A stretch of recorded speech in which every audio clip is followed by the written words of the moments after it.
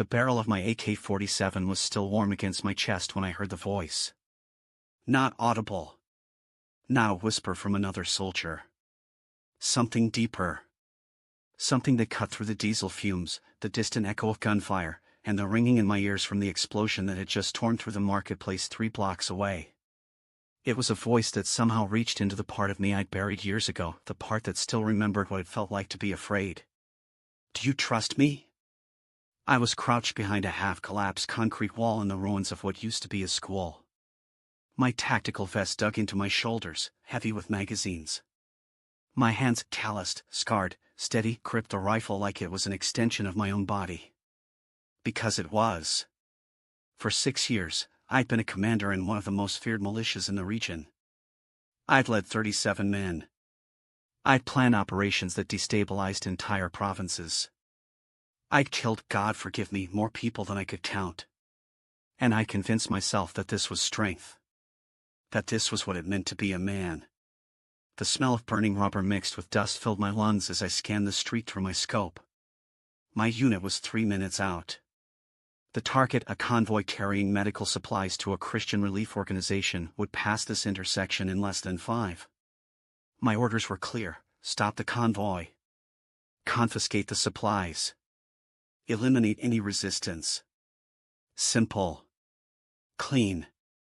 I'd done it 100 times before. But something was different that day. My spotter, Kareem, a kid barely 20 years old with a wispy beard and eyes that had seen too much death too soon, tapped my shoulder. "Commander, they're coming. 2 vehicles. I count maybe 4 men. Armed, but light. Easy. Easy." He was right. It should have been easy. But my finger hovered over the trigger guard, and for the first time in 6 years, I hesitated. The voice came again. Clearer this time. Like someone was kneeling right beside me in that rubble. "Do you trust me?" I shook my head, trying to clear it. Adrenaline. Fatigue. I'd been awake for 36 hours straight. My mind was playing tricks. That's all it was. The convoy appeared at the end of the street, 2 white Toyota pickups with faded blue tarps covering their beds. I could see the driver of the lead vehicle, a man in his 40s with a graying beard, his hands relaxed on the wheel. He had no idea we were there. No idea that in about 45 seconds, his life would end. I steadied my breathing. In through the nose. Out through the mouth. The way I'd been trained. The way I trained others. I aligned the crosshairs with the driver's side window. And then I saw it. Hanging from the rearview mirror of the lead truck was a small wooden cross. My grandmother had one just like it. She used to wear it around her neck when I was a boy, before my father forbade her from displaying it. Before our family fully embraced a militant interpretation of faith that would eventually consume me. I remembered being maybe 5 or 6 years old, sitting on her lap while she told me stories about a man named Isa, Jesus, who loved people so much he died for them. Even his enemies. Even the bad people, grandmother? I'd asked. Especially the bad people, Habibi, she'd whispered, kissing my forehead. Especially them. I'd forgotten that conversation. Buried it along with everything else soft, everything tender, everything weak. Warriors don't have time for childhood memories. Warriors don't cry over grandmothers or wooden crosses or stories about love. But in that moment, with my finger on the trigger and that cross swinging gently in the morning light, something inside my chest cracked. The convoy rolled closer. 50 meters. 40. 30. Kareem was breathing heavily beside me, excited. He lived for this. The hunt. The kill. The proof of his manhood. I'd been the one who'd taught him that. I'd mentored him, shaped him, turned him into the same kind of weapon I'd become. And now he was waiting for me to give the signal so he could become what I was, a killer with a clear conscience and a dead soul. 20 meters. "Commander," Kareem hissed. "Now! Take the shot!" My finger moved to the trigger. The voice spoke a third time. And this time, it wasn't a question. Put it down. 2 words. Simple. Absolute.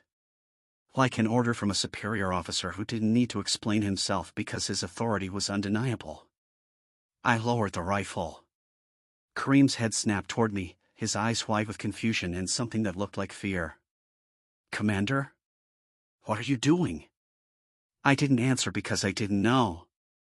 The convoy passed directly in front of our position, so close I could see the dust on their windshields, the worry lines on the driver's face, the way his lips moved. Was he praying?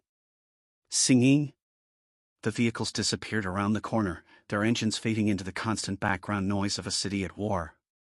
We'd failed the mission. I'd failed the mission. Kareem was staring at me like I'd lost my mind. "Commander Rashid will have our heads for this. You know that, right?" "He'll." "Tell him it was my call," I said, my voice rough. "Tell him the angle was wrong. Tell him whatever you want. But we're not reporting this." He opened his mouth to argue, then thought better of it. He'd seen what happened to men who questioned me. He nodded slowly, fear replacing confusion in his eyes. We packed up our position in silence and made our way back through the ruins to our safe house 3 kilometers away. With every step, my mind raced. What had just happened? Why had I hesitated? I'd never hesitated before. Hesitation got you killed. Hesitation was weakness. And weakness was death. But something had shifted. That voice. That cross. That memory of my grandmother's wrinkled hands holding mine while she told me about a man who died for his enemies. I thought I knew what strength was. I thought power came from the rifle in my hands, the fear in men's eyes, the body count that proved my worth. I thought being a warrior meant never breaking, never questioning, never surrendering. I was about to learn I knew nothing. That night, lying on a thin mat in the safe house while my men slept around me, I stared at the cracked ceiling and whispered into the darkness. "Who are you?" The answer didn't come that night. But it was coming. And when it did, it would cost me everything I'd built. Everything I'd become. Everything I thought made me a man. Commander Rashid didn't raise his voice when he was angry. He didn't need to. 3 days after I let that convoy pass, I was summoned to his compound, a fortified villa on the outskirts of the city that used to belong to some government official before we'd claimed it. The walls were pockmarked with bullet holes from the original takeover, and the windows were covered with sheets of corrugated metal. Inside, it smelled like strong coffee, cigarette smoke, and the kind of fear that seeps into walls when too many men have been interrogated in the same room. I'd been to this compound maybe 50 times before. I'd stood beside Rashid during strategy sessions. I'd watched him execute traitors in the courtyard. I'd even shared meals with him, laughing at his dark jokes while we planned operations that would bring entire neighborhoods to their knees. But this time was different. This time, when I walked through the heavy steel door, the 2 guards didn't nod at me with respect. They looked at me the way you look at a dead man who just doesn't know it yet. Rashid was sitting behind a massive wooden desk that seemed absurdly formal in a war zone. He was in his late 40s, built like a tank, broad shoulders, thick neck, hands that could crush a man's windpipe without much effort. His beard was mostly gray now, trimmed military short, and his eyes were the color of slate. Cold. Calculating. I'd seen those eyes assess a situation and make a decision to end someone's life in less time than it took to blink. He was cleaning his sidearm when I entered. A Beretta M9. I'd seen him use it more times than I could count. He never missed. "Sit," he said without looking up. I sat in the metal chair across from him. The legs scraped against the concrete floor, a sound that seemed louder than it should have been. Behind me, I heard the door close and lock. The 2 guards remained inside, flanking the exit. Standard procedure for executions. My heart was pounding, but I kept my face neutral. Warriors don't show fear. Even when they feel it crawling up their spine like ice water. Rashid finished cleaning the pistol with methodical precision, then slid the magazine in with a sharp click that echoed in the silence. He set it on the desk between us, the barrel pointed casually in my direction. Not a threat. Just a reminder. Finally, He looked up at me. 6 years, he said. His voice was quiet, almost conversational.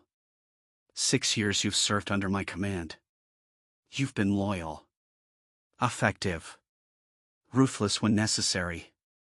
I've trusted you with operations that could have destroyed us if they'd failed. And you never failed. Not once. He paused, letting the weight of those words settle. Until 3 days ago. My throat felt dry, but I didn't reach for the glass of water on the desk. That would have been weakness. Kareem told me the angle was wrong, I said, keeping my voice steady. The shot wasn't clean. If I'd missed and they'd gotten away, they would have alerted. Kareem is a liar, Rashid interrupted, his tone still calm. And a poor one. Do you know how I know? Because Kareem is terrified of you. Has been since the day you trained him. And the only reason he would lie to protect you is if you ordered him to. Which means you're lying to me. Which means there's something you don't want me to know. He picked up the Beretta and checked the chamber, even though he'd just loaded it. The sound of the slide racking back was like a hammer striking bone. So let me ask you a very simple question, Commander. And I want you to think very carefully before you answer, because your life depends on it. He looked directly into my eyes. Why did you let that convoy pass? The room felt like it was shrinking. I could feel the guards behind me, their hands probably resting on their own weapons. I could feel Rashid's gaze boring into me, reading every micro-expression, every slight movement. I could lie. I could fabricate some tactical reason, some strategic consideration. I'd lied to this man before, small lies, tactical lies, the kind of lies that kept operations running smoothly. He'd probably known and hadn't cared because the results were good. But something in me, that same something that had made me lower my rifle 3 days ago, wouldn't let me lie this time. I don't know, I said. His eyebrows raised slightly. You don't know? I heard something. Felt something. I can't explain it. But something told me to stand down. The silence that followed was suffocating. Then Rashid did something I'd never seen him do before. He laughed. Not a warm laugh. A cold, bitter sound that had no humor in it. Something told you, he repeated. In the middle of an operation. With a clear shot. With your orders explicit and your target vulnerable. Something told you to stand down. He leaned forward, his massive frame casting a shadow across the desk. What was this something? A feeling? A voice? God whispering in your ear? The way he said God made it clear what he thought of the idea. I didn't answer. His expression shifted. The false amusement drained away, replaced by something darker. He stood up slowly, the chair scraping behind him. He walked around the desk, the Beretta hanging loosely in his right hand, and stopped directly in front of me. Stand up, he said. I stood. He was slightly shorter than me, but somehow he seemed to tower over the room. He studied my face like a scientist examining a specimen. You've been different lately, he said quietly. Distracted. Hesitant. Last week you let that family go when they were harboring rebels. 2 weeks before that, you questioned my order to burn that church. I overlooked those moments because I thought you were just tired. Battle fatigue. It happens to the best of us. He circled me slowly, like a predator assessing prey. But now I'm wondering if it's something else. Now I'm wondering if you've gone soft. Or worse, if you've been compromised.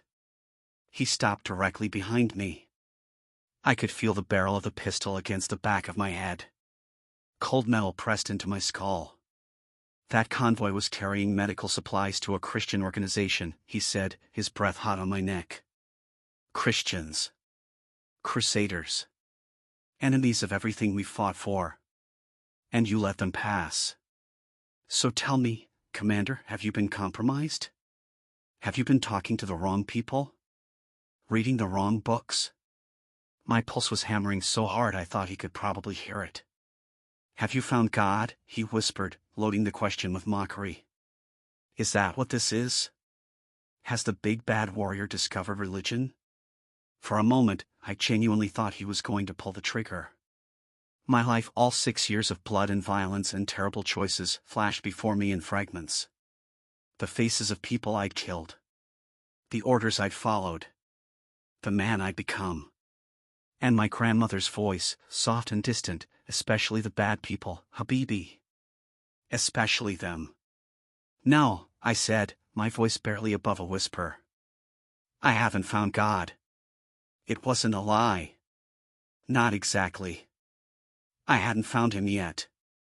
But something was finding me. The pressure of the barrel disappeared. Rashid walked back around to face me, and the disappointment in his eyes was somehow worse than anger. I'm going to give you one chance, he said. One. Because you've been valuable to me. Because you've earned that much. He raised the pistol, pointing it at my chest now. In 2 days, there's another convoy. Same route. Same organization. You're going to lead the operation. You're going to stop that convoy. You're going to kill everyone in it. And you're going to bring me proof. He lowered the gun slightly. If you succeed, we never speak of this again. If you fail, if you hesitate, if you show even a moment of weakness, I will kill you myself. And it won't be quick. Do you understand? I understood perfectly. This wasn't just an order. This was a test. A public execution of whatever had started growing inside me the day I lowered my rifle. I understand, I said. Good. He gestured to the guards. Get him out of here. As I walked toward the door, Rashid's voice stopped me one more time. Commander, he said. I turned to face him. He was sitting behind his desk again, the Beretta resting casually in his hand. If you've developed a conscience, it will get you killed. Conscience is a luxury for men who don't have blood on their hands. But you crossed that line years ago. There's no going back. There's no redemption for men like us. Remember that. The door closed behind me, and I stepped out into the harsh afternoon sunlight. My hands were shaking, not from fear, but from something else. Something that felt like the foundation of my entire world cracking beneath my feet. Rashid was wrong. He had to be wrong. But what if he wasn't? I had 2 days to decide. 2 days to choose between the life I'd built as a warrior and something I couldn't even name yet. 2 days to either pull the trigger or destroy everything I'd ever known. That was the moment I realized I was about to lose everything. My rank. My reputation. My brothers in arms. Possibly my life. But something in me whispered, barely audible above the sound of my own heartbeat, maybe that's exactly what I need to lose. The safe house felt like a tomb. I sat on the edge of my mat that night, my rifle disassembled in front of me, barrel, bolt carrier, magazine laid out in perfect order the way I'd done 1,000 times before. Muscle memory. The ritual of a soldier. Clean your weapon. Check your gear. Prepare for the mission. Except this time, my hands wouldn't stop shaking. Around me, my men slept. Kareem was curled up against the far wall, his AK cradled in his arms like a child with a stuffed animal. Hassan snored softly near the window, his face peaceful despite the violence he'd committed just hours earlier. Mahmoud, Tariq, Samir, all of them, brothers I'd fought beside, bled beside, killed beside. All of them trusting me to lead them through whatever hell came next. And I was about to betray every single one of them. The thought hit me like a punch to the gut. Was that what I was doing? Betraying them? Or was I betraying something else, some voice I couldn't explain, some pull towards something I didn't understand? I reassembled my rifle in the darkness, my fingers working automatically. 32 seconds. My personal record. But when I finished, instead of feeling the usual sense of control, I felt nothing but emptiness. This weapon had been my answer to everything for 6 years. Someone threatens you? Rifle. Someone opposes you? Rifle. Someone questions your authority, your manhood, your right to exist? Rifle. It was simple. Clean. Definitive. But now, holding it in my hands, I felt the weight of something more than just steel and wood. I felt the weight of every person who died because I pointed this weapon at them and made a choice. Fathers. Brothers. Sons. What would my grandmother think of who I'd become? The question came from nowhere, unwelcome and piercing. I'd successfully avoided thinking about her for years. She died when I was 15, before I'd fully committed to this path, before I'd let my father's rage and my own pride reshape me into a weapon. Her last words to me had been a prayer, something about God protecting me, about Jesus watching over me even when I didn't know it. I dismissed it as the rambling of an old woman who'd never understood the real world. The harsh world. The world where strength was the only currency that mattered and weakness got you killed or worse, forgotten. But now, sitting in the darkness with 2 days until I had to make an impossible choice, her words haunted me. I needed air. I stood quietly, careful not to wake anyone, and climbed the concrete stairs to the roof. The night was cool, unusually clear. Above me, stars scattered across the sky like shrapnel from some cosmic explosion. In the distance, I could hear sporadic gunfire, just another night in a city that had forgotten what peace sounded like. I pulled out the pack of cigarettes from my vest pocket. My hands were steadier now, but when I tried to light one, the flame from my lighter seemed to illuminate more than just tobacco. It illuminated the dried blood on my knuckles. The scar across my thumb from a knife fight 2 years ago. The calluses from years of gripping weapons. These were a warrior's hands. A killer's hands. I threw the unlit cigarette over the edge of the roof and watched it disappear into the darkness below. God, I whispered into the night. The word felt foreign on my tongue, like speaking a language I'd forgotten. If you're real, if you're there. I need to know. Silence. Just the wind and the distant gunfire and the sound of my own breathing. I need to know what to do, I continued, my voice cracking slightly. Rashid will kill me if I don't follow orders. But if I do... I couldn't finish the sentence. If I stopped that convoy. If I killed those people. If I proved to Rashid that I was still the same ruthless commander I'd always been. Then what? Then I'd have successfully murdered whatever had started growing inside me the day I lowered my rifle. I'd have killed the possibility of being anything other than what I already was. I waited for an answer. A sign. A voice like the one I heard 3 days ago. Nothing. The stars stared down at me, cold and indifferent. The city continued its endless cycle of violence. And God, if he existed, remained silent. Where are you?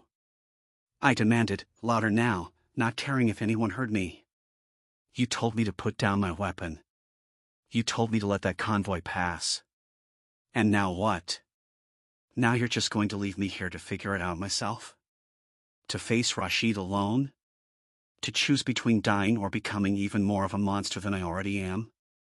The wind picked up, carrying with it the smell of smoke and dust.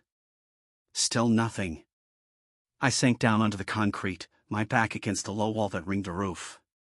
For the first time since I was a child, since before my father had beaten the softness out of me, since before I'd learned that tears were weakness and emotion was a liability, I felt something break inside my chest. Was I weak for questioning this? Was Rashid right that conscience was a luxury for men who didn't have blood on their hands? That there was no redemption for men like us? Maybe he was right. Maybe I'd crossed too many lines, killed too many people, destroyed too many lives. Maybe whatever voice I'd heard was just my mind fracturing under the weight of 6 years of violence. Combat stress. Moral injury. The kind of thing that drove soldiers insane. Maybe I was just going crazy. The thought was almost comforting. Crazy I could handle. Crazy meant there wasn't actually a choice to make. Crazy meant I could just go back to being what I'd always been, a weapon in Rashid's hand, a man without a conscience, a warrior without a soul. But then I remembered the cross. Hanging from that rearview mirror, swaying gently in the morning light. And my grandmother's voice, especially the bad people, Habibi. Especially them. Am I too far gone? I whispered to the empty sky. Am I too broken? Have I done too much? The silence felt like an answer in itself. Yes. You're too far gone. Too broken. Too covered in blood. What God would want a man like you? I thought about my father then. The way he'd looked at me with pride the first time I'd beaten someone in a fight. I was 13. The kid was maybe 11, and he'd said something disrespectful about our family. My father had watched me break the boy's nose, and afterward, he'd put his hand on my shoulder, the closest thing to affection I'd ever received from him. "That's my son," he'd said. "That's a man." That was the moment I'd learned the equation: violence equals manhood. Strength equals worth. Mercy equals weakness. And I believed it. God help me, I'd built my entire identity on it. Now that foundation was crumbling, and I had nothing to replace it with except questions and silence and a voice that had spoken once and then disappeared. Below me, in the safe house, I heard one of my men cough in his sleep. Kareem, probably. The kid I trained. The kid I turned into a killer. What would happen to him if I refused Rashid's orders? Would Rashid promote him to replace me? Would Kareem become the next version of what I was, another man convinced that violence was strength and death was honor? Or would Rashid kill him too, just to make a point? The weight of that responsibility crushed down on me. It wasn't just my life at stake. It was Kareem's. Hassan's. All of them. If I made the wrong choice, they'd pay the price alongside me. I can't do this, I said to the darkness. I don't know how to do this. I'm a soldier. I follow orders. I complete missions. That's all I know. That's all I've ever known. And then, barely audible above the wind, a thought that felt like it came from somewhere outside myself. You were made for more than this. Not a voice. Not audible. Just a knowing. A certainty that appeared fully formed in my mind like someone had placed it there. I wanted to believe it. God, I wanted to believe it so badly it physically hurt. But belief required faith, and faith was something I'd spent my entire adult life systematically destroying. Faith was what got people killed. Faith was what made men weak. Except, what if I was wrong? What if real strength wasn't holding the rifle? What if real courage wasn't pulling the trigger? What if true manhood looked nothing like what my father had taught me, nothing like what Rashid had modeled, nothing like what I'd become? I had no answers. Just questions stacking on top of questions, and a God who seemed content to let me figure it out in silence. I stayed on that roof until dawn began to paint the eastern sky in shades of gray and orange. My body was exhausted, but my mind was racing. In less than 48 hours, I would face a choice that would define the rest of my life, however long that life might be. As I climbed back down the stairs, my legs heavy with fatigue, one thought crystallized in my mind. I was a warrior who'd lost his battle. A protector who couldn't protect himself. A leader with no idea where to lead. And I had nowhere left to turn, except up. The question was, would he catch me if I fell? I found the Bible in the rubble of a destroyed church. The next morning, unable to sleep, unable to think straight, I told my men I needed to scout the route for the upcoming operation. It wasn't a complete lie. The convoy would pass through the old district, near what used to be the Christian quarter before we'd driven most of them out or underground. But the truth was, I needed to be alone. Away from Kareem's hero worship. Away from Hassan's crude jokes. Away from the constant performance of being commander, the man who never doubted, never questioned, never showed weakness. The church had been bombed 3 years ago. I didn't know who'd done it, us, another militia, government forces, it didn't matter anymore. The roof had collapsed, leaving only 3 walls standing like broken teeth against the sky. The bell tower was gone.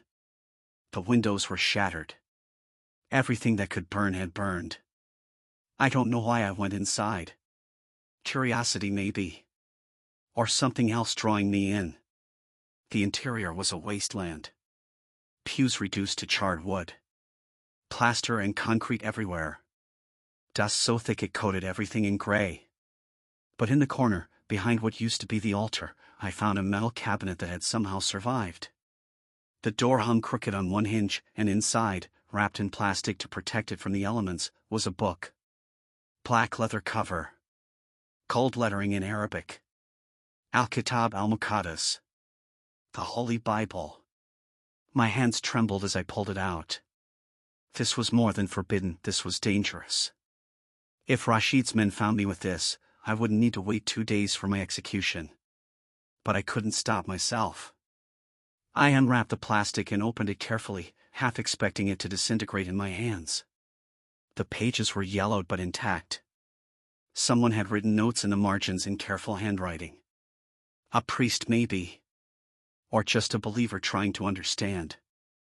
I flipped through randomly, not knowing what I was looking for, and my eyes landed on a passage marked with faded yellow highlighter. The book was called Matthew. Chapter 5. I read silently, my lips moving with the words. You have heard that it was said, eye for eye, and tooth for tooth. But I tell you, do not resist an evil person. If anyone slaps you on the right cheek, turn to them the other cheek also. My first reaction was anger. This was weakness. This was suicide. This was everything I'd been taught to reject. You don't turn the other cheek in a war zone, you strike first, strike hard, and eliminate the threat. That's survival. That's strength. But I kept reading. You have heard that it was said, love your neighbor and hate your enemy. But I tell you, love your enemies and pray for those who persecute you, that you may be children of your Father in heaven.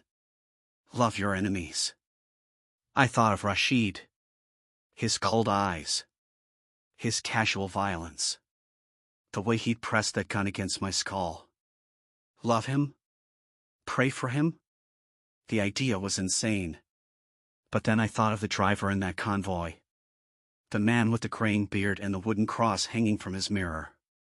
Had he been praying for me? For the men trying to kill him?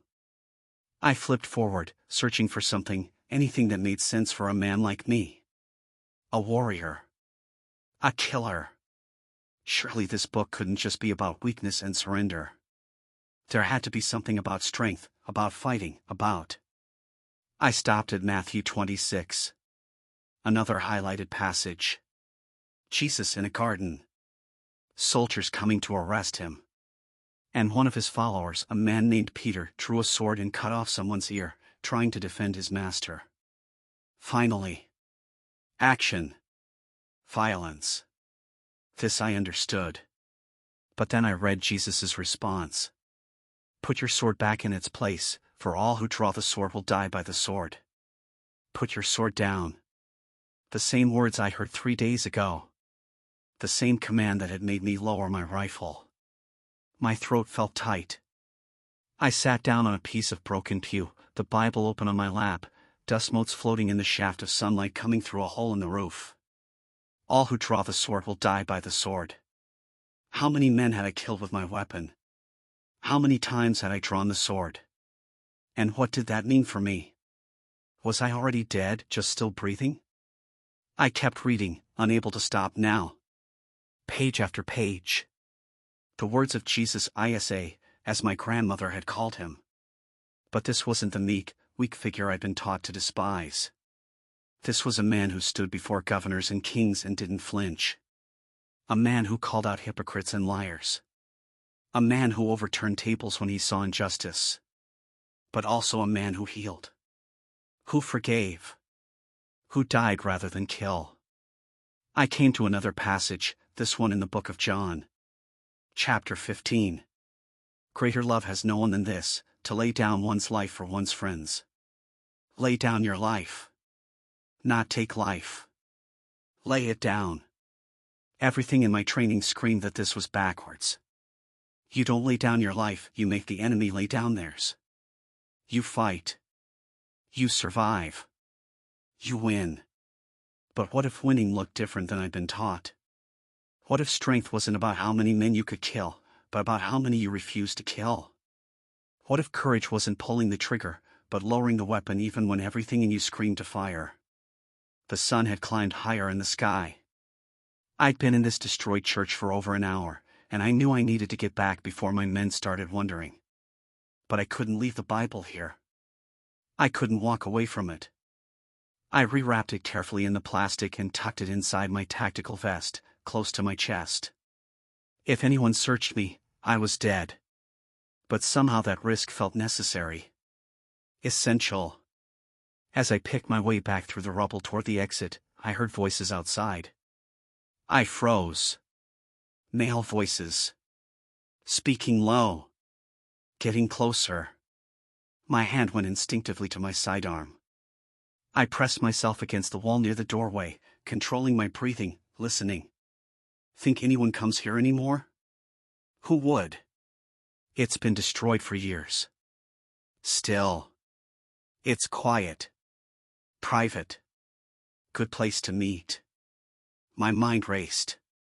Meet? Who was meeting in a destroyed church in broad daylight? Rebels? Informants? Other militias? I should have stayed hidden. Should have waited for them to pass. But something made me step into the doorway where they could see me. 3 men. Early 20s. Dressed in civilian clothes, worn jeans, dusty shirts. They weren't armed, or at least not visibly. When they saw my tactical gear, my weapon, the commander's insignia on my vest, their faces went pale. Don't move, I said automatically, my gun raised. They didn't move. One of them, thin, with dark circles under his eyes and a poorly healed scar across his jaw, raised his hands slowly. We're not armed, he said. His voice was steady despite the fear in his eyes. We're not fighters. Then what are you doing here? The 3 exchanged glances. Making a decision. Finally, the one with the scar spoke again. We come here to pray. The words hung in the air between us like smoke. Pray, I repeated. Yes. We're Christians. This was our church before it was destroyed. We still come here sometimes. To remember. To pray. Christians. I had 3 Christians at gunpoint. I should have been radioing for backup. Should have been arresting them, or at least chasing them off. They were enemies. Weren't they? But my grandmother's face flashed in my mind. She would have prayed in places like this. You know this is a restricted area, I said, still holding my weapon on them but feeling the words hollow even as I spoke them. We know, the man said. We'll leave. Please. We don't want trouble. One of the others, younger, maybe 19, was shaking. He looked like he might pass out from fear. The 3rd man had his arm around the younger one's shoulders, protective. Brothers. They were brothers. I should have let them go. Should have just lowered my weapon and walked away. But something made me ask. Do you know this book? I pulled the Bible from my vest with one hand, keeping my sidearm trained on them with the other. All 3 men's eyes widened. The one with the scar nodded slowly. It's our holy book. The Word of God. Is it true? The question came out before I could stop it. What it says in here. About loving enemies. About laying down your life. About forgiveness. Is any of it actually possible? The man studied my face for a long moment. Then, incredibly, he smiled. Not a mocking smile. A sad one. You've been reading it, he said softly. I found it. In there. I gestured to the destroyed church behind me. I needed to know if it was real. If he was real. The protective brother spoke for the first time, his voice rough with emotion. He's real. And yes, it's possible. Not easy. But possible. How? I demanded. How do you love people who want to kill you? How do you forgive people who've destroyed everything you had? How do you lay down your life when every instinct screams to fight, to survive, to... I stopped. I was saying too much. Showing too much. These were enemies. Strangers. But the man with the scar took a step forward, slowly, carefully. I should have ordered him back. Should have raised my weapon higher. Instead, I let him approach until he was close enough that I could see the conviction in his eyes. "You don't do it with your own strength," he said quietly. "You do it with his. You surrender. You admit you can't do it alone. And you let him fight your battles in ways you never could." "Surrender," I repeated bitterly. "Surrender is death. Surrender is weakness." "No, brother." The word brother from this stranger's mouth hit me like a physical blow. Surrender to Christ is the only real strength there is. Because you stop fighting in your own power and start fighting in His. And His power? He shook his head slowly. His power can't be defeated. Not by guns. Not by death. Not by anything. The younger brother spoke up, his voice still trembling but determined. "I watched them kill my father. Right in front of me. For refusing to deny Jesus. And you know what my father said before he died?" Tears were streaming down his face now. He said, "Father, forgive them. They don't know what they're doing." The same words Jesus said on the cross. I felt something crack wider in my chest. The same crack that had started when I'd lowered my rifle. The same crack that had split further when Rashid pressed his gun against my skull. "I've killed people," I whispered. "So many people. How could he forgive that? How could anyone forgive that?" The man with the scar reached out slowly and put his hand on my shoulder. I should have knocked it away. Should have maintained distance. But I didn't. "Brother, listen to me.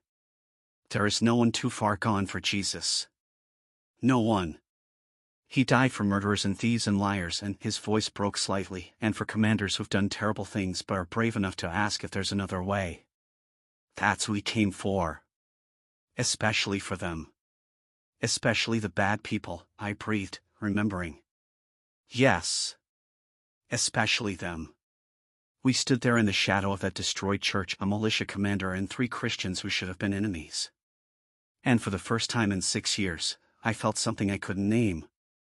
Something that felt like hope but sharper. More dangerous. More real. "I have a mission," I said finally. "In less than 2 days. If I follow my orders, people will die. If I don't follow them, I'll die. I don't know what to do." The man squeezed my shoulder once, then stepped back. "Pray," he said simply. "Ask him. He'll answer.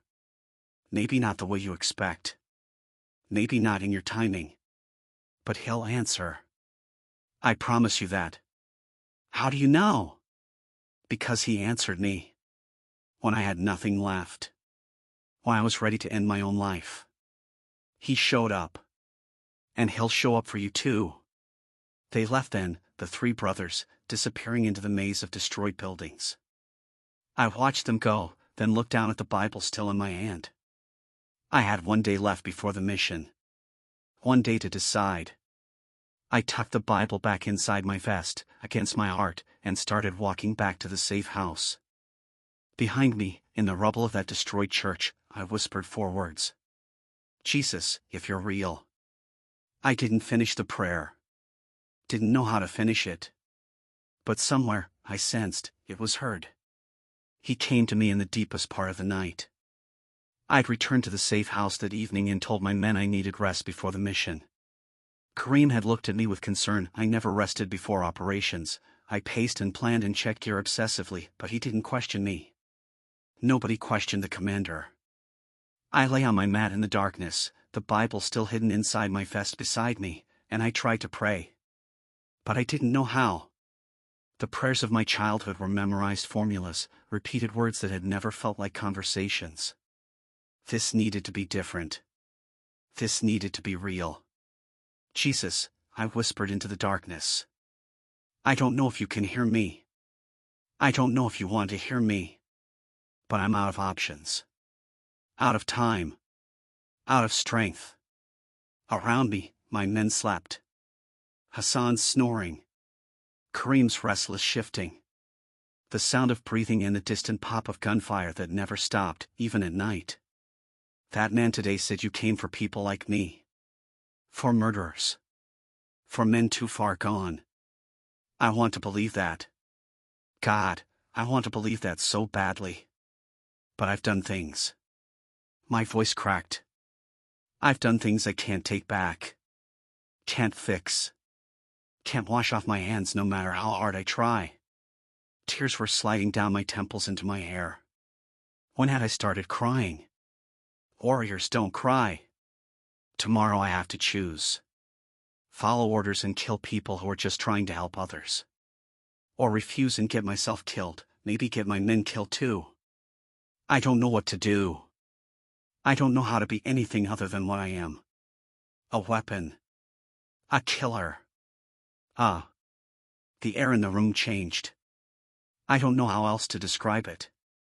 The temperature didn't drop. There was no wind. No sound. But suddenly the atmosphere felt charged, heavy, like the moment before lightning strikes. I opened my eyes. He was standing in the corner of the room. Not glowing. Not floating. Just standing there, as real and solid as any man I'd ever seen. But I knew instantly, without question, that this was no man.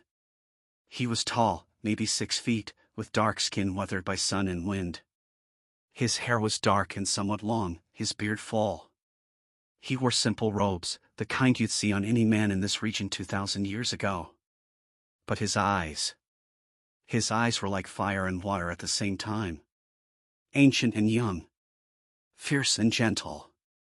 They held an intensity that made me feel like every secret I'd ever kept, every lie I'd ever told, every person I'd ever killed was laid bare before him.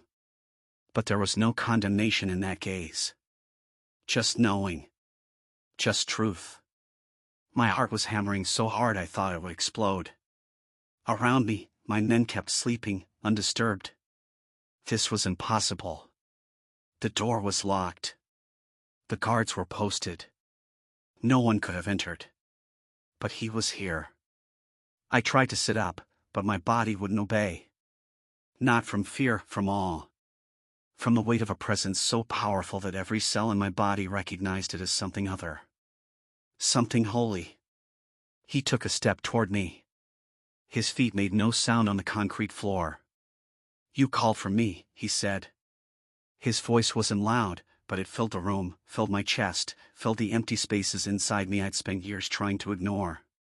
It was the voice I'd heard 3 days ago when I'd lowered my rifle. The voice that had commanded me to put down my weapon. But now it had a face. A body. A man standing before me who was somehow more than a man. I couldn't finish the sentence. My throat had closed around the words. "Yes," he said simply. "I am." He moved closer, and I could see his hands now. There were scars on his wrists. Old scars. Deep scars. The kind made by nails driven through flesh and bone. "You're real," I whispered. "I've always been real. You've just now started to see." He sat down beside me, cross-legged on the floor, close enough that I could have reached out and touched him. Close enough that I could see the compassion in his eyes mixed with something else, strength. Authority.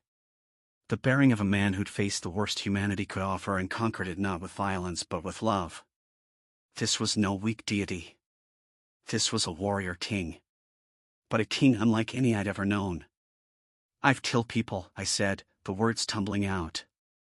"So many people. In your name," I thought. In the name of God. But now I don't think God wanted any of it. I think I've been fighting for the wrong side my entire life. He looked at my hands, still calloused, still scarred, still stained with blood that wouldn't wash away no matter how many times I scrubbed them. "I know what you've done," he said quietly. "Every life you've taken. Every order you've followed. Every moment you've chosen violence over mercy. I was there for all of it." The shame hit me like a physical blow. I turned my face away, unable to meet his eyes. "Then you know I'm too far gone. You know there's no redemption for someone like me." Rashid was right, there's no going back. Not after the things I've done. Look at me. It wasn't a request. It was a command from a superior officer, and my body obeyed before my mind caught up. I turned back to face him, expecting to see disgust or anger or disappointment. Instead, I saw tears. He was crying. For me. Over me. His eyes were wet, and one tear traced down his cheek into his beard.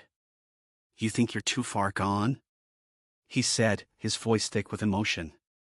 You think I can't reach you? I died for you. While you were still my enemy. While you were still killing in my name. While you were still lost. I took nails through these, he held up his scarred wrists, for you. So don't tell me you're too far gone. Don't tell me you're beyond redemption. There is no such thing.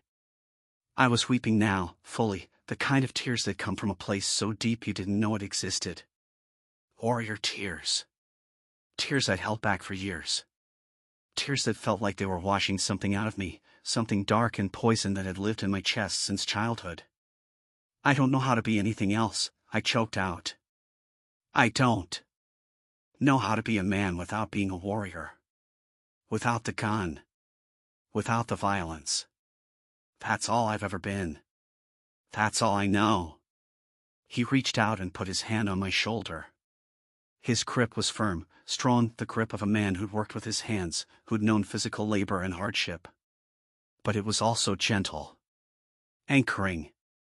You were made for battle, he said, and his voice held both thunder and tenderness. You're right about that. You were designed to be a warrior. But you've been fighting the wrong war. In the wrong army. For the wrong king. He leaned closer, his eyes locked on mine. I don't want to make you weak. I don't want to strip away your strength or your courage or your willingness to fight. I want to redirect it. I want to show you what real power looks like. Real authority. Real strength that doesn't need weapons because it's backed by the creator of the universe. How? I whispered. How do I fight without? You'll still fight, he interrupted. But not against flesh and blood. Not against people made in my image who are just as lost as you are. You'll fight against the real enemy, the one who's been using your strength against you. The one who convinced you that violence equals manhood. That power comes from the barrel of a gun. That love is weakness. He stood up, and I scrambled to my feet as well, not wanting to be below him. He was maybe an inch taller than me, and when he looked at me, I felt seen in a way I'd never experienced. Fully known. Fully exposed.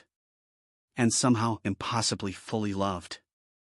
I'm calling you, he said. Not away from battle.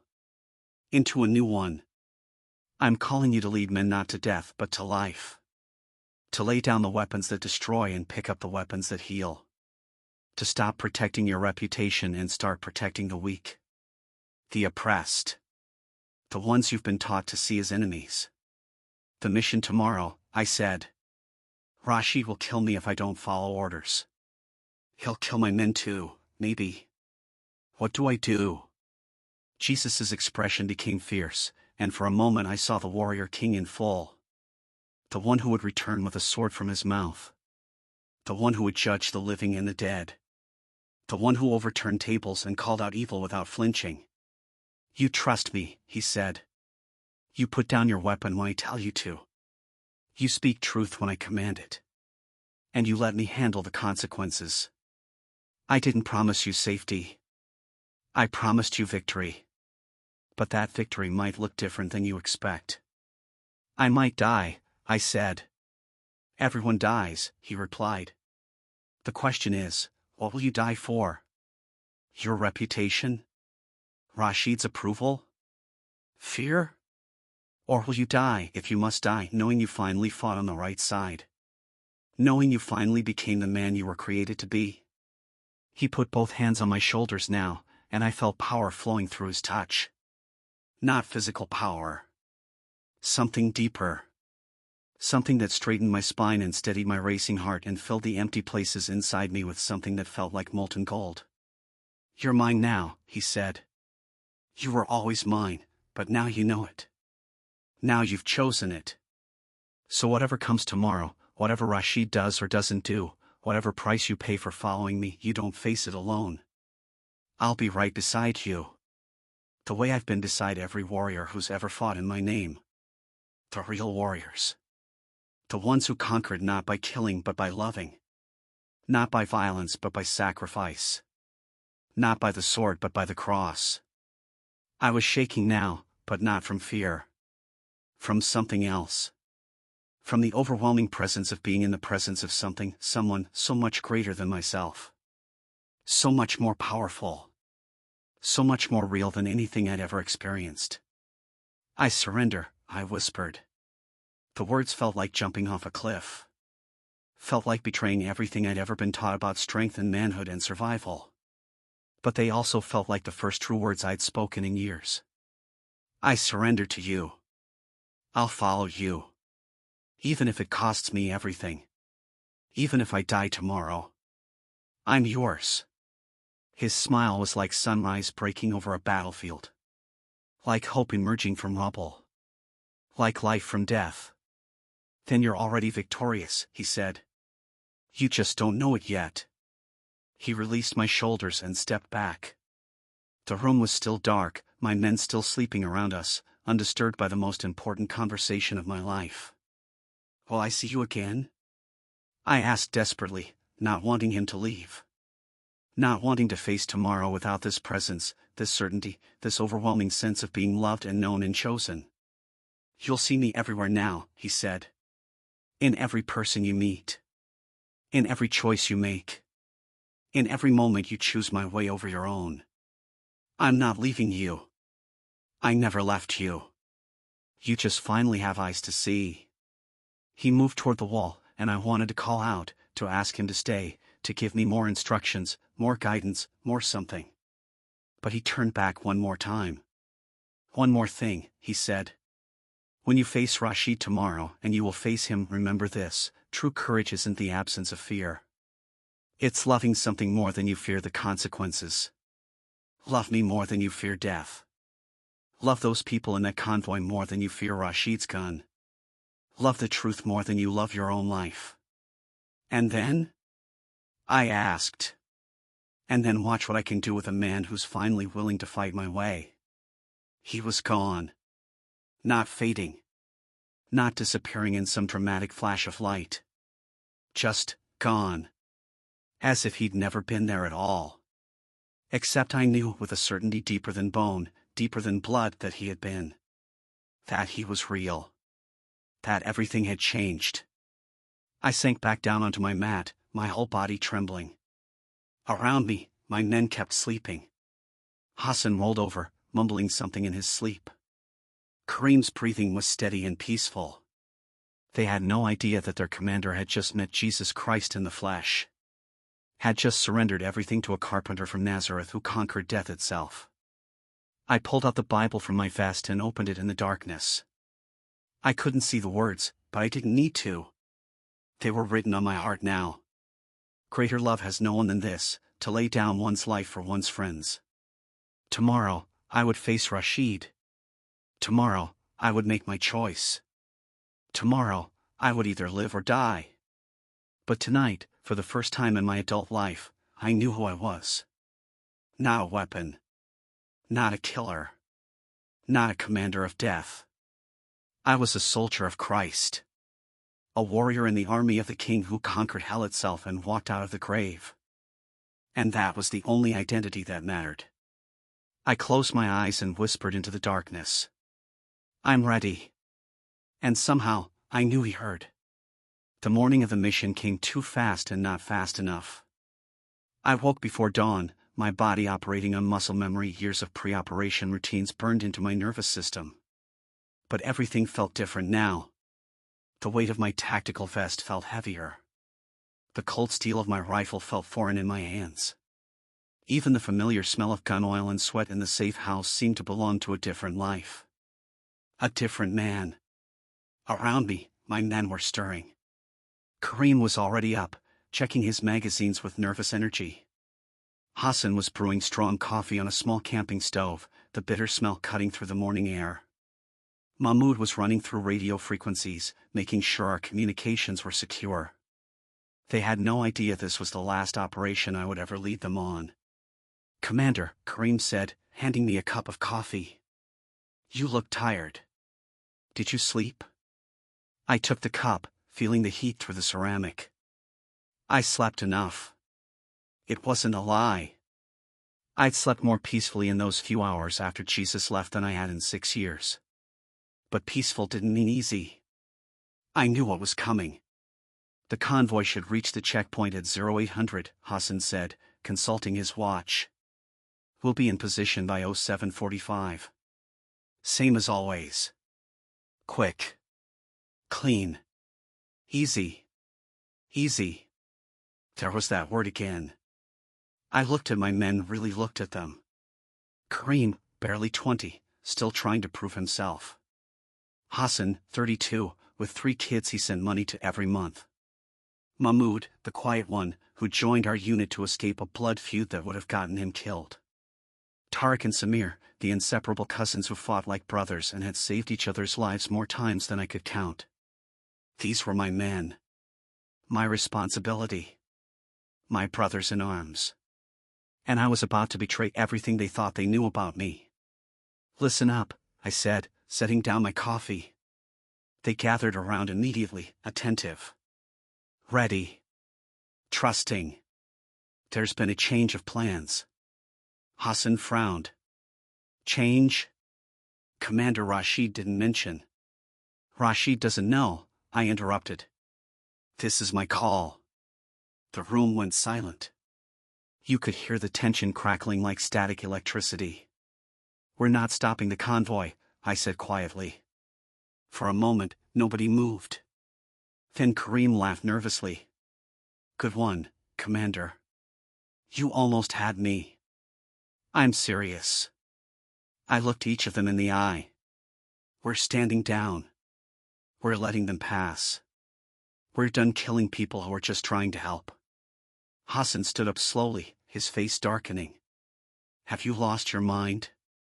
Rashid gave us direct orders. If we fail again, if you fail again." "I know what Rashid will do," I said calmly. "I'm prepared for the consequences." "The consequences?" Hassan's voice rose.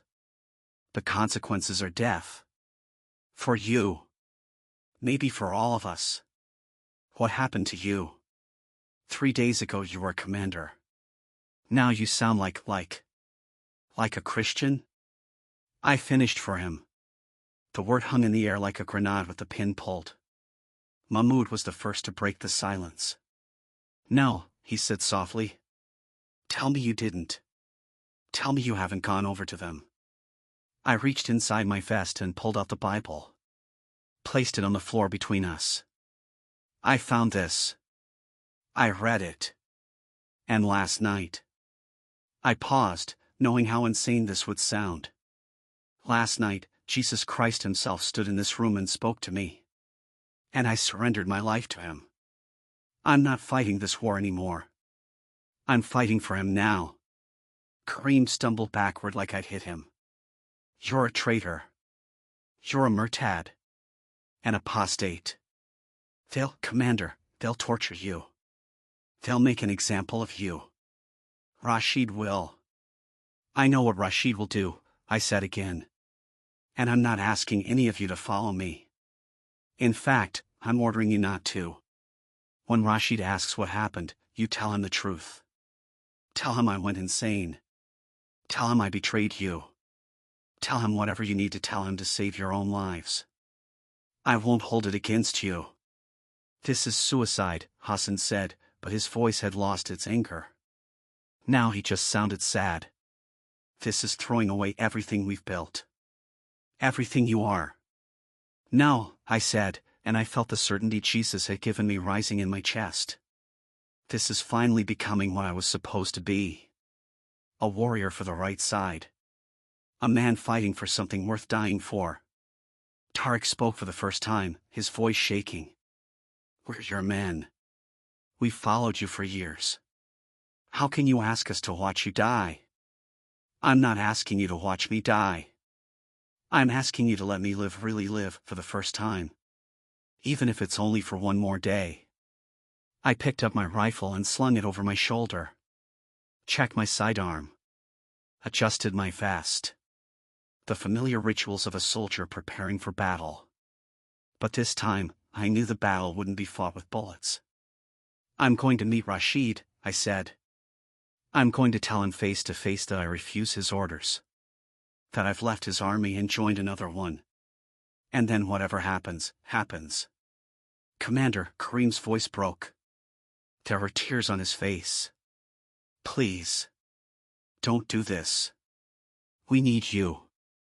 I walked over to him and put both hands on his shoulders, the way Jesus had done to me just hours before. You don't need me, Kareem. You never did. You need him. And maybe watching me do this will plant a seed in you. Maybe someday you'll remember that your commander chose love over fear. Chose truth over survival. And maybe you'll make the same choice. I released him and walked toward the door. My hand was on the handle when Hassan called out. We'll tell him you went crazy. We'll tell him it wasn't your fault. Maybe he'll show mercy. I turned back one last time. There's no mercy in Rashid. You know that. But there's mercy in Jesus. Remember that. When this is over. When you're trying to make sense of what happened. Remember, he's real. And he's waiting for you. All of you. I walked out into the morning light.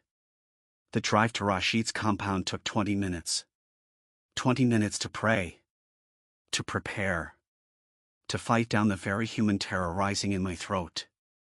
I wasn't afraid of death. I'd faced death 100 times on battlefields and in operations. But this was different. This was choosing death. Embracing it. Walking straight into it with my eyes open. Jesus, I prayed as I drove through the broken streets. If this is it. If this is where my story ends. Let it count for something. Let my men see that you're worth it. Let Rashid see that his power is nothing compared to yours. And if. I swallowed hard. If there's. Another way. If you can make a way where there isn't one. I'm trusting you. Like you told me to. The compound gates were open when I arrived. The guards recognized my vehicle and waved me through without question. They had no idea they were letting a dead man drive past them. I parked in the courtyard and sat for a moment, my hands gripping the steering wheel. My heart was pounding, but underneath the fear was something else. Peace. The kind of peace that doesn't make sense. The kind of peace that can only come from knowing you're exactly where you're supposed to be, doing exactly what you're supposed to do. I climbed out of the vehicle. Walked toward the entrance. Each step felt significant. Final. The guards at the door looked at me strangely. Commander. We weren't expecting you until after. Tell Rashid I need to see him. Now. Something in my voice made them move immediately. One disappeared inside while the other stood watching me, his hand resting on his weapon. Did he know? Had word already gotten out? It didn't matter. 2 minutes later, the door opened. He'll see you. But Commander, he's not in a good mood. Maybe you should. I walked past him into the compound. Rashid was in the same room as before. The same desk. The same chair. The same Beretta resting on the surface between us. But this time, when I entered, his eyes narrowed immediately. You're supposed to be at the checkpoint, he said. No greeting. No small talk. Just the flat statement of a man who'd already sensed something was wrong. I'm not going to the checkpoint, I said. The room temperature seemed to drop. Rashid leaned back in his chair, his massive frame somehow becoming more menacing in stillness than most men achieved in motion. Say that again. I'm not going to stop the convoy. I'm not going to follow your orders. I'm done, Rashid. I'm out. He stood up slowly. Picked up the Beretta. Checked the magazine even though I knew it was loaded. He always kept it loaded. "You're out," he repeated, his voice dangerously quiet. "You're out. You think you can just walk away from this? From me? From 6 years of brotherhood and blood and—" "It wasn't brotherhood," I interrupted. "It was slavery. We weren't brothers. We were weapons you used to build your own kingdom. But I found a different king now. And his kingdom is the only one that matters." Rashid's eyes flickered with understanding, then disgust. "Christian," he spat the word like a curse. "You've become one of them. Weak. Pathetic. Betray everything we stand for." "No," I said, and my voice was steady. "I betrayed everything you stand for. Violence. Fear. Power built on corpses. That's your kingdom, Rashid. And I want no part of it anymore." He walked around the desk, the Beretta in his hand, and stopped directly in front of me. We were the same height. Eye to eye. Warrior to warrior. "I gave you a chance," he said. 2 days ago. I gave you a chance to prove your loyalty. To prove you were still the man I trained. And you're throwing it away for what? For a dead carpenter? For a fairy tale?" "He's not dead," I said quietly. "I've seen him. I've spoken with him. He's more alive than you or me. More powerful than every weapon in this compound. And he's already won, Rashid. You just don't know it yet." For a moment, just a fraction of a second, something flickered across Rashid's face. Not fear. Something else. Doubt. Curiosity? But it vanished as quickly as it appeared, replaced by cold fury. He raised a Beretta and pressed it against my forehead. The metal was cold. Hard. Final. "Last chance," he said. "Renounce this Jesus. Admit you've made a mistake. And I'll forget this conversation ever happened. You'll lead that mission. You'll prove your loyalty. And we'll move forward." Behind me, I heard the door open. More guards filing in. Witnesses. Or executioners. I looked Rashid in the eyes and saw what I'd been for 6 years. A man who thought power came from weapons. Who thought strength meant never breaking. Who thought love was weakness and mercy was suicide. I used to be him. But not anymore. "I'm a soldier of Christ now," I said clearly. "Shoot me if you want. But I won't deny my king. Not for you. Not for anyone." Rashid's finger moved to the trigger. "Your Jesus won't save you from a bullet," he growled. "He already did," I said. "On a cross. 2,000 years ago. This?" I gestured to the gun. "This is just transportation." He pulled the trigger. Click.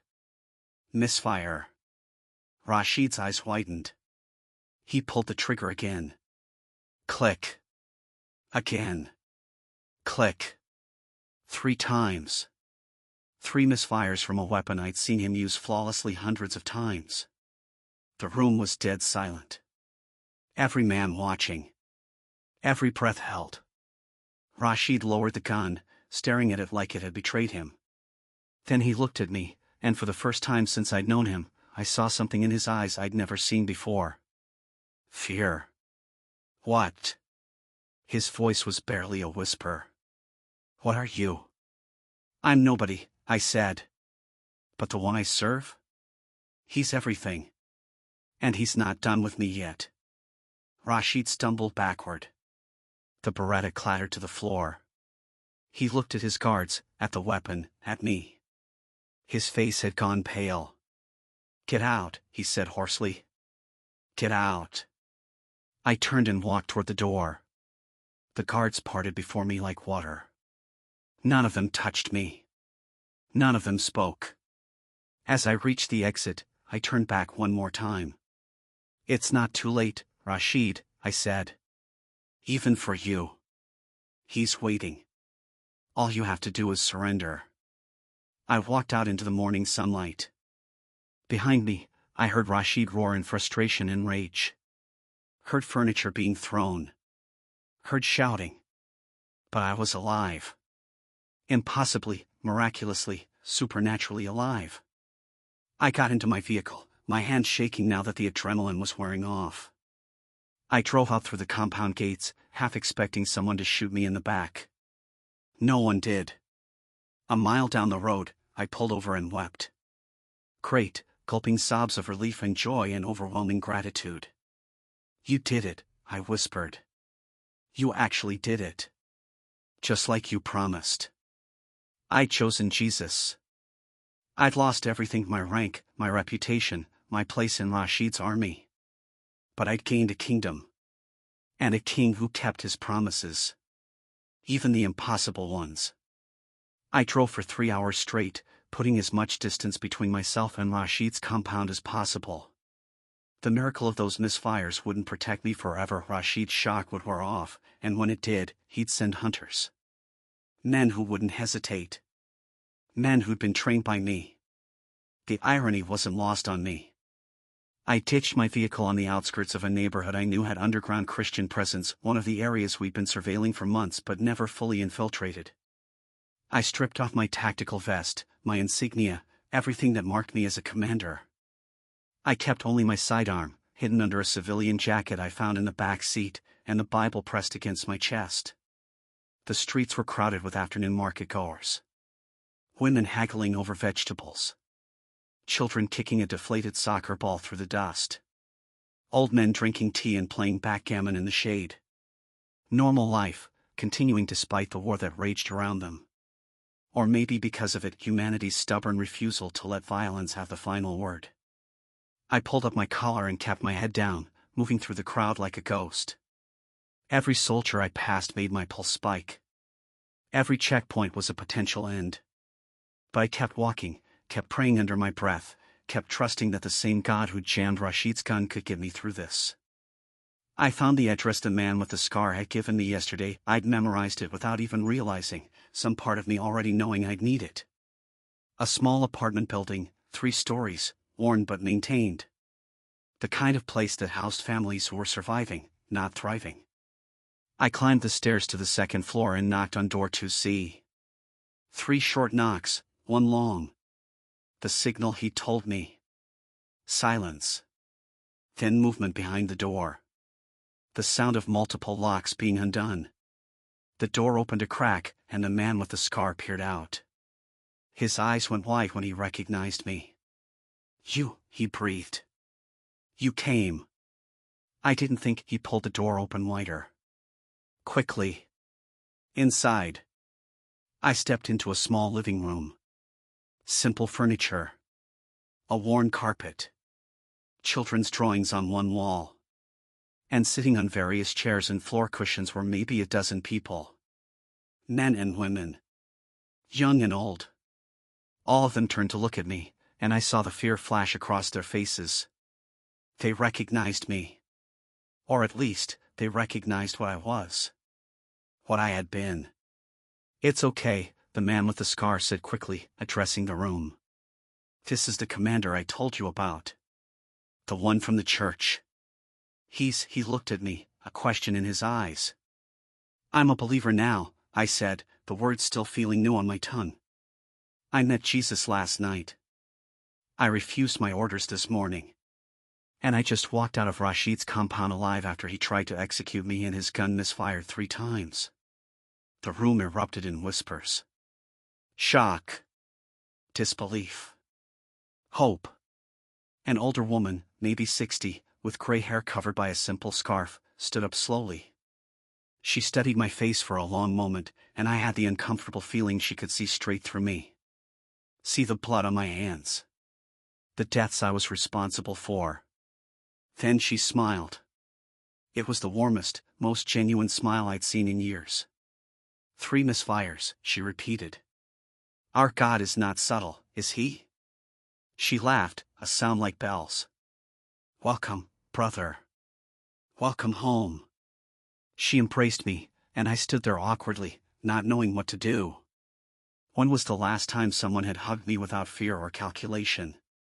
When was the last time I'd been touched with simple affection? The dam I'd been holding back since leaving Rashid's compound broke. I wept into this stranger's shoulder while she patted my back and murmured prayers in Arabic. Around us, the others began to pray too. Thanking God. Praising Jesus. Welcoming me into a family I'd spent years persecuting. When I finally pulled back, ashamed of my tears, the man with the scar handed me a cloth to wipe my face. My name is Elias, he said. These are my brothers and sisters in Christ. And as of now, you're one of us. I'm a danger to you, I said hoarsely. Rashid will be looking for me. If he finds me here. Then he finds us, Elias said simply. We've been in danger every day for years. One more haunted believer doesn't change that. Besides, he grinned. God protected you this morning. You think he brought you this far just to let Rashid catch you now? A young woman, maybe 25, stood up. You need to leave the city, she said. Her voice was practical, strategic. Tonight. We have contacts who can get you to the border. From there, you can reach the refugee camps, maybe apply for asylum.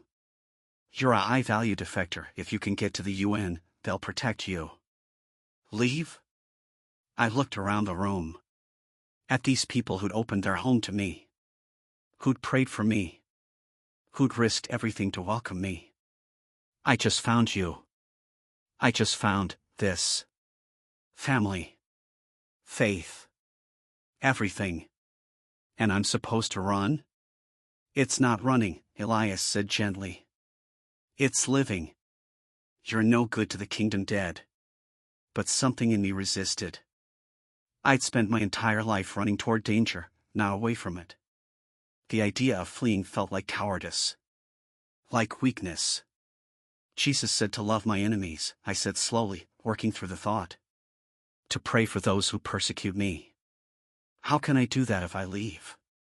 My men, Kareem, Hassan, all of them, they saw me walk away. They know what I chose. What if that planted seeds? What if they need to see that I survived? That Jesus is real and worth following? The older woman sat back down, her expression thoughtful. He has a point, Elias. Sometimes the greatest witness is staying. Being present. Showing that the power of Christ can sustain us even in the valley of death. And sometimes staying is just pride disguised as faith, Elias countered, but his tone was gentle, not harsh. Brother, you're a newborn in Christ. Barely 12 hours old in the faith. You need time to grow. To learn. To be discipled. You can't do that if you're dead. They went back and forth, debating my fate like I wasn't sitting right there. But I appreciated it. They cared. They were trying to protect me. After years of being surrounded by men who'd kill me if I showed weakness, I was now surrounded by people who'd risk their lives to save mine. Finally, I held up my hand. What if there's a middle ground? I need to get out of the city, yes. But not permanently. I need training, not weapons training, but faith training. I need to understand what I've committed to. And then. I paused, the idea forming as I spoke. Then I need to come back. To reach men like me. Soldiers. Fighters. Warriors who think strength only comes from violence. If Jesus could reach me, he can reach them. But they need to hear it from someone who understands their world. Elias studied me for a long moment. Then slowly, he nodded. There's a house church in the mountains. 3 hours from here. Remote. Safe. Run by a former militia leader who came to Christ 5 years ago. He's been training men, specifically men coming out of violent backgrounds, to become disciples and evangelists. If anywhere can equip you for what you're describing, it's there. Then that's where I need to go. The young woman who'd spoken earlier stepped forward. My brother has a truck. He makes supply runs to the mountain villages. He leaves at midnight. I can arrange for you to hide in the back. It won't be comfortable, but it'll get you out without drawing attention. Do it, I said. The next few hours were a blur. The believers fed me real food, not the rations I'd been living on. They prayed over me, anointing my head with oil like something out of the Bible stories my grandmother used to tell. They taught me basic prayers. Simple songs. The Lord's Prayer, which I'd heard before but never prayed with understanding. Our Father, who art in heaven. Our Father. Not a distant deity to be feared. Not a cosmic judge waiting to crush me. A Father. As evening fell, Elias pulled me aside. We sat on the small balcony, watching the sun set over the broken city. Fires burned in the distance, whether from cooking or combat, it was hard to tell anymore. "Can I ask you something?" Elias said. "Anything." "That convoy. The one you were supposed to stop. Do you know what they were carrying?" I shook my head. "Medical supplies," I assumed. "That's what we were told." Medical supplies, yes. But also Bibles. 50 boxes of Bibles in Arabic, translated for this region. They were going to be distributed to new believers. Hidden, of course. But available. He looked at me. "If you'd stopped that convoy. If you'd followed orders.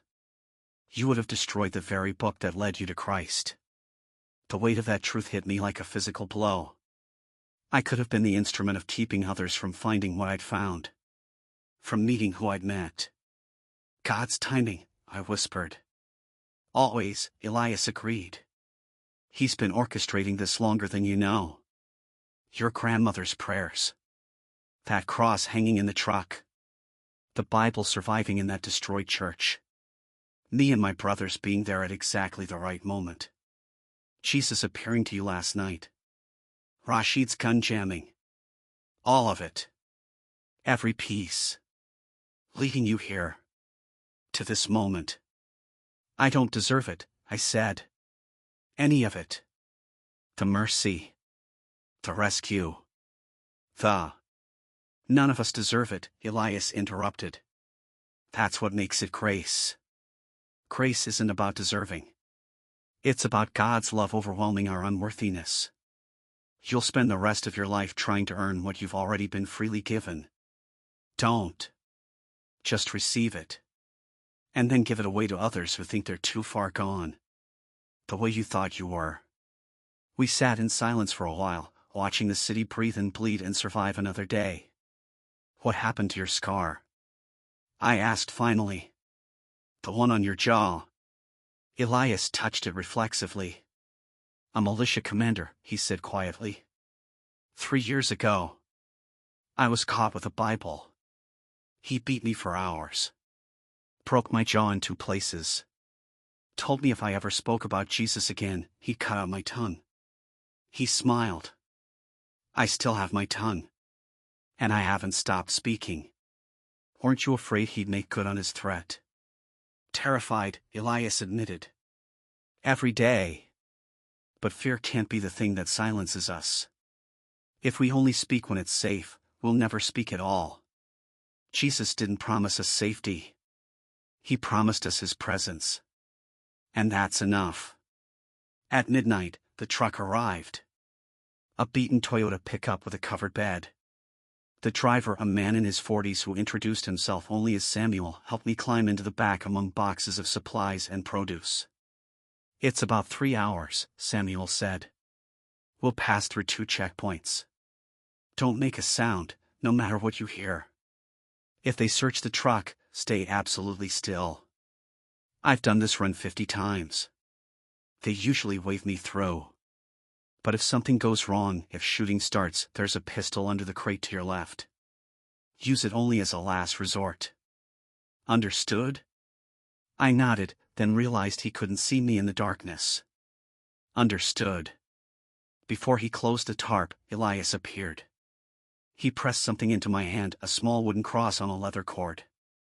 "My grandmother gave me this," he said. "The day I accepted Christ. Now I'm giving it to you. A reminder. You're not alone in this battle. You have brothers and sisters praying for you. Fighting alongside you in the spiritual realm. And you have a king who conquered death itself. Wear it. Remember.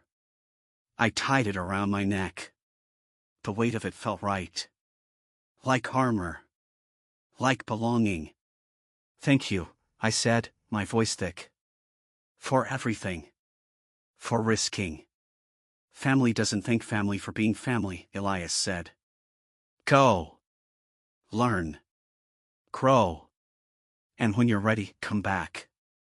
Come back and help us reach the ones still trapped in the darkness you escaped. The warriors. The commanders. The men who think violence is the only answer. Show them there's another way. The tarp closed. The truck engine started. And I felt the vehicle lurch forward into the night. As we drove through the city streets, bouncing over potholes and debris, I prayed. Not the memorized prayers of my childhood. Not formal or religious. Just honest. Jesus, I don't know what I'm doing. I don't know how to be a Christian. Don't know how to fight this new battle. But you said I wasn't alone. So I'm trusting that. I'm trusting you. Lead me. Teach me. Make me into the warrior you need me to be. Not the kind with weapons. But the kind who can storm the gates of hell with love and truth. And the truck stopped suddenly. Voices outside. Checkpoint. I held my breath and gripped the cross around my neck. The voice outside was casual, bored. Identification. Where are you headed? Mountain villages, Samuel answered smoothly. Produce delivery. At midnight? Have to beat the heat. Fresh vegetables, you know. A pause. Then, open the back. My heart hammered. Under the crate to my left was a pistol. Old instinct screamed at me to reach for it. To prepare.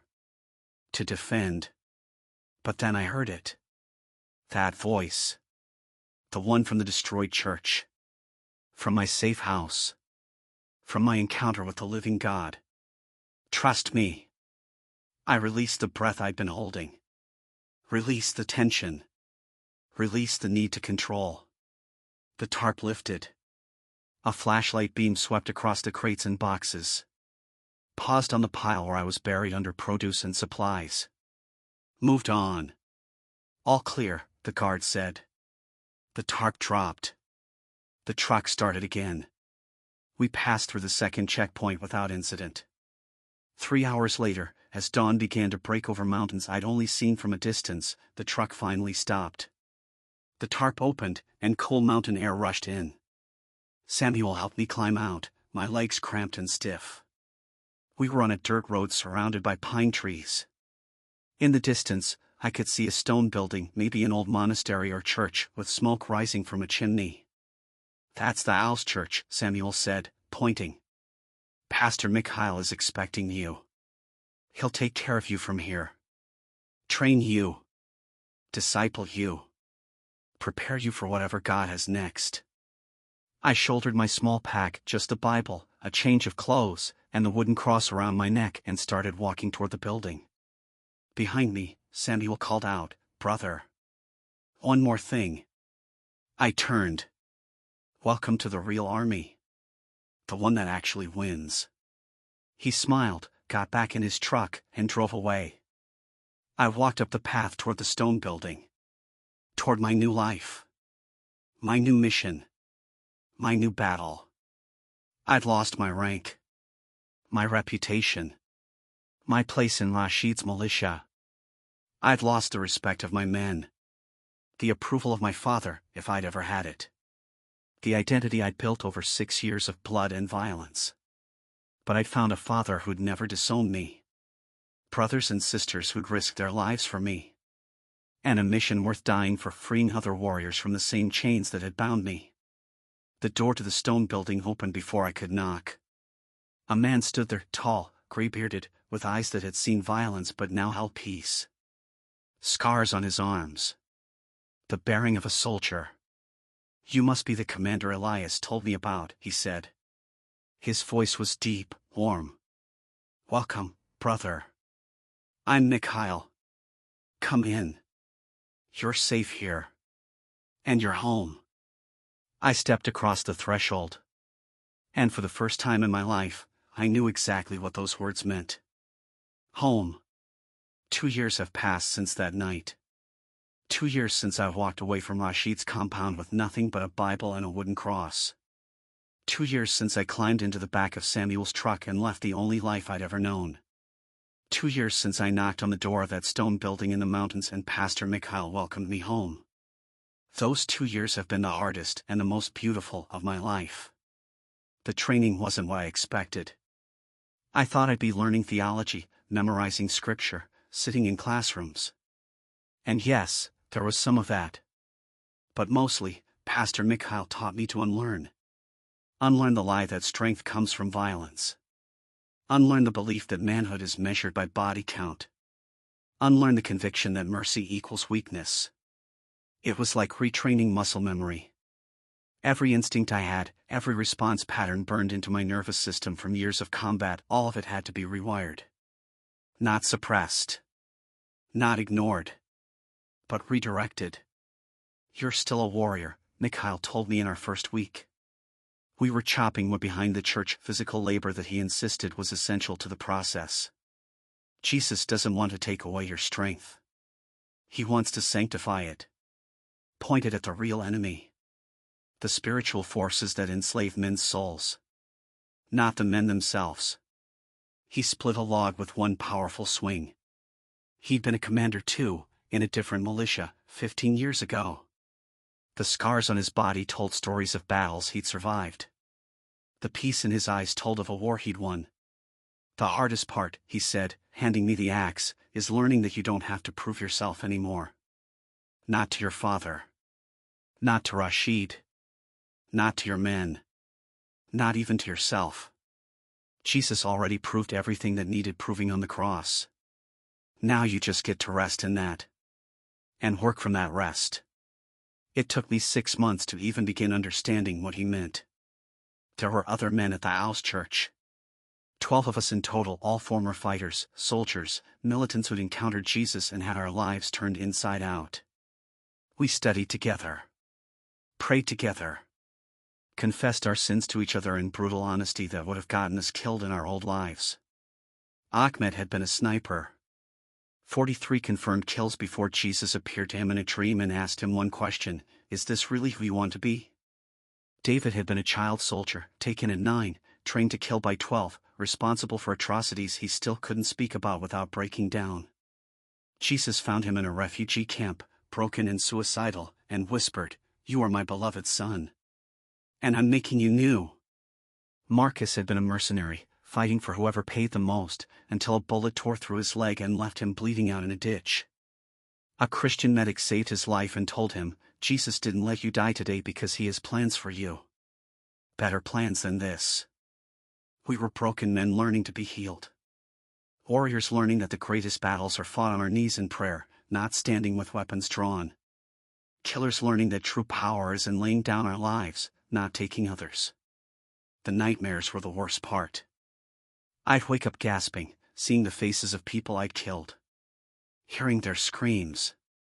Feeling the weight of their blood on my hands that no amount of water could wash clean. Mikhail would sit with me in those dark hours, never judging, never rushing me, just present. The memories don't disappear, he told me one night after a particularly brutal nightmare. The scars don't fade completely. But Jesus redeems them. He takes what the enemy meant for destruction and transforms it into testimony. Your past doesn't disqualify you, it qualifies you. You know the darkness intimately. Which means you can guide others out of it. After a year in the mountains, I started making trips back to the city. Always careful. Always disguised. Always praying for protection. Rashid's network was still looking for me. I'd heard through contacts that I was considered a high-value traitor. But the price on my head didn't stop me. Because I couldn't forget my men. Kareem. Hassan. Mahmoud. The brothers I'd left behind. With help from Elias and the underground church network, I managed to get messages to them. Coded. Careful. Just letting them know I was alive. That Jesus was real. That they could find the same freedom I'd found. 3 months ago, Hassan found me. He showed up at one of the underground church meetings, his eyes hollow, his hands shaking. He'd been demoted after I left. Beaten. Humiliated. Forced to prove his loyalty over and over. And finally, he'd had enough. "You were right," he told me, weeping. "That day you walked out. You were right. I've been dying inside ever since. I can't do it anymore. I can't keep killing. I can't keep pretending this is strength. I want what you found. I want Jesus." We prayed together that night. And I got to see firsthand what Pastor Mikhail had meant about redemption. My past, my time as a commander, hadn't been wasted. It had positioned me to reach men like Hassan who would never trust a civilian pastor but would trust another soldier. Hassan is in the mountains now, going through the same training I went through. Learning to be remade. And last week, I got word that Kareem has been asking questions. Looking for me. Maybe ready to make the same journey. Today, I lead a ministry to former combatants and current soldiers. We call it Warriors for the King. It's dangerous work. Several times I've nearly been captured. Twice I've had to flee cities hours before Rashid's men arrived. But I've also seen 15 former fighters come to Christ in the last 8 months. 15 men who thought they were too far gone. Too blood-stained. Too broken. 15 men who met Jesus and discovered that no one is beyond redemption. I'm sitting now in a safe house in the city, recording this testimony. Not with a video camera, too risky, but with words that will be shared, somehow, with whoever needs to hear them. With men who think violence is the only answer. With warriors who've forgotten there's a better way to fight. And I want to speak directly to you now. Yes, you. The man watching this. The brother reading these words. Brother, if you're a soldier, a fighter, a warrior, listen to me. I know what you're thinking. You're thinking this testimony is beautiful, inspiring, maybe even true. But it's not for you. You've done too much. Gone too far. Killed too many. Destroyed too completely. I thought the same thing. But I was wrong. And so are you. Jesus doesn't want weak men. He wants strong men who are willing to redirect their strength towards something eternal. You know how to fight good. The kingdom needs fighters. But we need men who fight for souls, not against flesh. Men who storm the gates of hell with prayer and truth and love that looks like weakness but is actually the most powerful force in the universe. You've been trained to never surrender. I get it. Surrender means death in your world. But surrendering to Christ? That's not death. That's finally coming alive. That's finally understanding what real courage looks like. Real courage isn't pulling the trigger. It's lowering the weapon when everything in you screams to fire. Real strength isn't how many enemies you can kill. It's how many enemies you can love. Real manhood isn't measured by violence. It's measured by sacrifice. By laying down your life, not taking others. If you're a father reading this. I never knew my father. Not really. He was present physically but absent in every way that mattered. He taught me that approval comes through violence. That love is conditional. That weakness is unforgivable. But I've met a father now who's different. A father who loves me not because of what I do but because of who I am, his son. A father who's never disappointed in me when I fail because he already knows every failure I'll ever commit and he chose me anyway. Don't make my father's mistake. Don't push your sons toward violence and call it manhood. Show them Jesus. Show them that real men protect the weak, serve the oppressed, and fight battles on their knees in prayer. Show them that tears aren't weakness, they're strength having the courage to feel. Be the father you wish you'd had. It's not too late. If you're a son whose father rejected you for following Christ. I see you. I know the pain. I know what it's like to watch your father's face close off when you mention Jesus. To hear the disappointment in his voice. To feel like you failed at being a man because you chose mercy over violence. But listen, your earthly father may reject you. Mine did. But your heavenly Father never will. He's standing with arms open, waiting to give you the approval, the affection, the pride that your earthly father couldn't or wouldn't give. You haven't become less of a man by following Christ. You've become more. You've become the man you were always meant to be. And someday, maybe not today, maybe not this year, but someday your Father might see that. He might see the strength in your gentleness, the courage in your forgiveness, the power in your love. And he might ask you the same question Rashid's men are starting to ask about me. What happened to you? How did you become this? And you'll get to tell him about Jesus.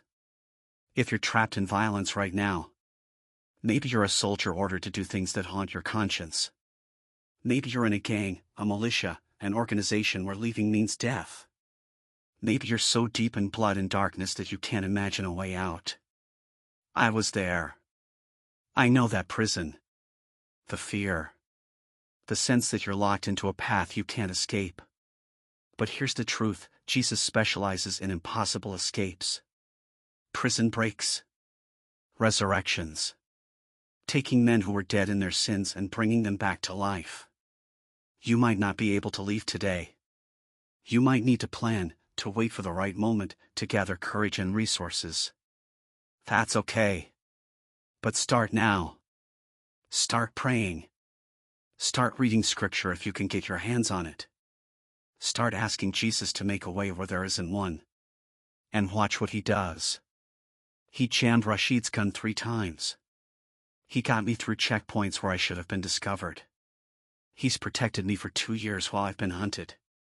If he can do that for me, he can do it for you. Don't wait until you're worthy. You'll never be worthy. None of us are. Just come. Surrender. Ask. And watch him move heaven and earth to save you. To all my brothers watching this. This is your call to arms. Not to violence. To love. To truth. To the only battle that matters, the fight for souls. The world is full of men who think power comes from weapons. Who think manhood is measured by dominance. Who think strength means never breaking. They're wrong. And they're dying inside. They need you. They need us. Men who've been where they are. Men who've tasted the darkness and found the light. Men who can look them in the eye and say, I know what you're going through. I know the lies you believe about yourself. And I'm here to tell you there's another way. A better way. A king worth dying for. Join the real army. The one that's fighting for redemption, not destruction. For life, not death. For love, not fear. This isn't the easy path. I won't lie to you. Following Christ as a warrior means you'll face opposition from both sides. Your old comrades will call you traitor. Religious people will say you're too stained to be used by God. Ignore both of them. Jesus doesn't call the qualified. He qualifies the called. And if he's calling you, if something in your chest is burning as you read these words, then that's him. That's the Holy Spirit drawing you. Convicting you. Inviting you into the greatest adventure of your life. Say yes. Right now. Wherever you are. Whatever you've done. Just say yes. I'm going to pray for you now. And I want you to pray with me. Out loud if you can. In your heart if you can't. Jesus, I've been fighting the wrong battles. I've been serving the wrong king. I've believed lies about strength and manhood and power. And I'm tired. I'm so tired of pretending this is working. Of pretending I'm not dying inside. Forgive me. For the violence. For the blood. For the people I've hurt. For the man I've become. I don't know how to fix it. Don't know how to make it right. But you said no one is too far gone. You said you came for people like me. So I'm surrendering. Right here. Right now. I'm laying down my weapons. Not because I'm weak, but because you're strong. Strong enough to fight my battles. Strong enough to redeem my past. Strong enough to make me into the warrior you need me to be. I'm yours, Jesus. Take me. Break me. Remake me. Use me. Make me a warrior for your kingdom. The only kingdom that matters. I'm yours. Amen. Brothers, if you prayed that prayer, if you just surrendered your life to Christ, welcome to the family. Welcome to the real army. Welcome home. You're not alone anymore. You have brothers and sisters all over the world praying for you, fighting alongside you in the spiritual realm. And you have a king who conquered death itself and now lives inside you, giving you his strength, his courage, his power. The battle ahead won't be easy. Old habits will try to pull you back. Old comrades will pressure you. The enemy will try to convince you this was a mistake. But don't listen. Keep moving forward. Find other believers. Get connected to a church, even an underground one if that's all that's available. Read the Bible. Pray. Let Jesus transform you from the inside out. And when you're ready, when he's prepared you, come back. Come back to the battlefield and help us free other warriors still trapped in darkness. We need you. The kingdom needs you. My name used to be Commander. Now it's just Brother. And that's the greatest promotion I've ever received. I was a warrior for Rashid. Now I'm a warrior for the King of Kings.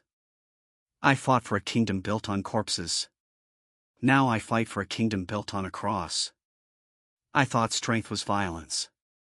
Now I know strength is love. And I'm never going back. Brothers, this is your call to arms. Not to violence. To love. To truth. To the only battle that matters. Will you answer? Jesus is waiting. Your brothers are waiting. The real war is waiting. Join us. Fight with us. Win with us. For the King. For the kingdom. For the only cause worth dying for, and the only one who can make us truly alive. This is my testimony. This is my story. From a commander's sword to a savior's cross. And if he can save me, he can save anyone. Even you. Especially you. Welcome to the real army, brother. Now let's go to war. Brother, your testimony is complete. This 50-minute script captures the raw, masculine journey from violence to redemption, from a commander's sword to the Savior's cross. It speaks warrior to warrior, man to man, with the intensity, vulnerability, and power needed to reach men trapped in darkness. May God use these words to set captives free. May he raise up an army of redeemed warriors who fight with love instead of bullets. And may every man who reads this know, no one is too far gone for the grace of Jesus Christ. For the King and his kingdom. Amen.